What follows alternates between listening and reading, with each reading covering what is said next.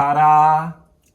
And welcome to a rather special and, for me, a somewhat somber episode of Josef's Model Railway and Toy Room. So, as mentioned in the previous video, what's happened is this has been my beloved model railway for the past 15 years, and for various YouTube clips prior to me having a channel that you may well have seen. I've thoroughly enjoyed this. It's been absolutely fantastic. I knocked this entire thing up in a series of 4 weekends, from just what was just a plain piece of timber to track down, ballast down, landscaped, wired up, everything to go. So no doubt about it, when I get cracking, I get cracking. And at the time, we were renting a house, so I always knew we were going to have to move. So the whole idea was to never have a layout that was, you know, as all our dream layouts are, it usually can be very complicated modular sections, or as you see on eBay, people selling their layouts and you have to come with a truck and break it up into pieces. Well, I always knew we were going to move. I didn't think I'd need to be selling it, but I just don't have use for this anymore. So it's going to be finding a new home. And certainly, let's just take a moment now to look back at some of the more happier times with this magnificent layout.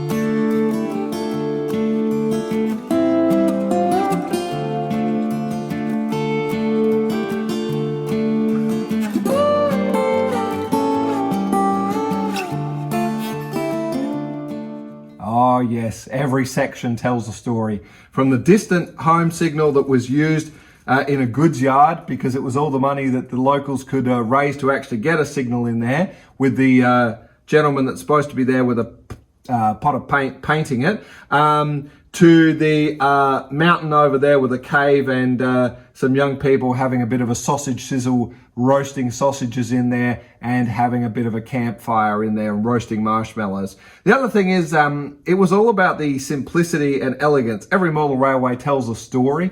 Again, as you well know, is of course the original Hornby TrackMat. So much so, if you look on the key areas, you'll actually see I put the TrackMat, glued it down, and then built on top of it. And what's interesting, you'll notice the key spots because obviously we've taken all the buildings and the trains off at the moment, but you'll notice there's these wires sticking up. That's because things were illuminated. But you'll notice how neatly everything has been done. That's because, again, I knew we were going to move, and when you move, things can get a bit delicate. So as you can see, this is standing at a basically 90-degree angle. So when I constructed it and took the buildings, I literally wrapped the building up in some saran wrap, the Americans call it. We call it glad wrap or cling film, I think the UK people call it.